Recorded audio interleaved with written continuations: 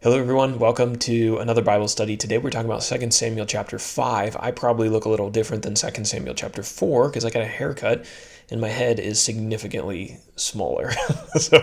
It's easier to fit it in the frame, now that I don't have to fit all that hair in there, so more space. Okay. Free PDF, as always, where the same PDF that you're seeing up on the screen, you can now download it on the website. Hopefully, if I updated the website, let's talk about 2 Samuel chapter 5. When did these events happen? Well, King Saul, David's predecessor, died about 1055 BC, and David became king over Judah that same year. He was king of Judah for about 7.5 years before he became king over Judah and Israel, which we may be talking about in this chapter today. So let's drop down to our character section. We have David, of course, king of Judah. We're also going to talk about Hiram. Hiram was the king of Tyre. Tyre was a city that was way up north on the Mediterranean coast. You'll be able to see it when we go up to our map. And he was friends with David. And then we've got the Philistines. They were the longtime enemies of the Israelites. They were a thorn in Israel's side, and they were a thorn that persisted because Israel had failed to throw them out of the promised land when they conquered the land with Joshua and in the preceding generation. So they're still sticking around being a problem. Now, the map section for this chapter is quite significant because a very prominent, important city in biblical history kind of comes into focus here. That's the city of Jerusalem. David had been ruling over Judah from Hebron. However, in this chapter, he conquers Jerusalem from the Jebusites, and he makes that his home, and that's really going to be the center of Jewish life, Israelite life for, the rest of the Bible narrative. The Valley of Rephaim is also mentioned in this chapter. It was approximately 8 kilometers or 5 miles west of Jerusalem. Now let's go over to our outline section.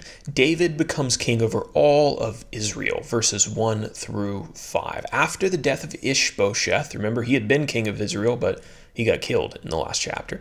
After his death, the tribes of Israel came to David and they anointed him king. So David was 30 years old when he became king of Judah. Now 7.5 years later, he becomes king of Judah and Israel, or all of God's people, essentially. And he ruled the entire nation for 33 years. Verses 6 through 16 discuss some of the details of the early reign of David. David took his men to capture the city of Jebus, which we know now as Jerusalem, from who else but the Jebusites. The Jebusites mocked David. They told him that even the blind and the lame of their city could fend off David and his men. But David eventually ended up capturing the city, and he made it his capital, and Jerusalem became known as the City of David. God blessed David's kingdom, and he became greater and greater. The king of Tyre, Hiram, he sent carpenters and masons and cedar trees to Jerusalem to build David a house. David ended up marrying more wives and acquiring more concubines, which bore him more children.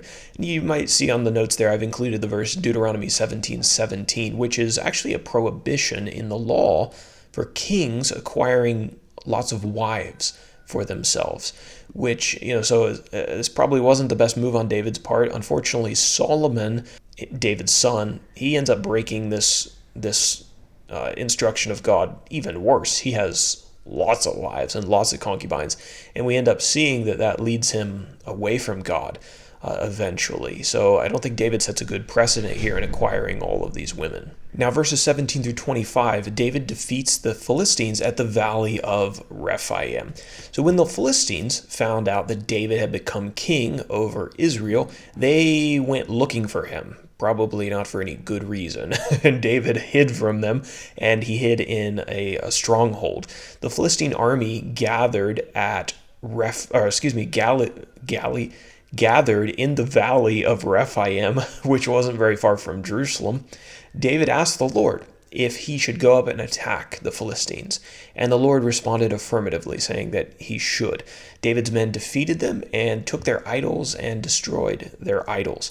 Now later, the Philistines kind of regrouped and regathered in the valley of Rephaim, and again David asked the Lord if he should attack. This time, though, the Lord told him not to attack directly, but to approach the Philistines from the rear. The men of Israel were supposed to attack when they heard, quote, the sound of marching in the tops of the balsam trees. Interesting. And David did exactly this as the Lord instructed, and God gave him another victory over the Philistines. So this chapter is really about the early years of David and his victories and kind of the rise of Israel in prominence, in military power, in prestige, and that's just going to continue through these early years of David. Now finally for our application section. There were 15 to 20 years between Samuel anointing David king and David actually ascending to the throne of Israel. And now, from a human perspective, that seems like a really long time. I mean, that's like a quarter of a lifetime, basically, if somebody lives to be 70, 80 years old. God wasn't in a hurry to make David the king, at least by human standards. So the application for us is that although it's difficult, we need to remember this when we consider the way that God's promises work themselves out in our lives. God is always going to keep his promises. You can be sure about that. And he's always working to bring those promises about. But he may take longer than we expect, maybe than we want. But we need to trust God's timing. If God appears to be delaying, trust that his delay, in our eyes it's a delay, his delay is key to the development of your story, of our stories, and to the other elements of God's global providential work.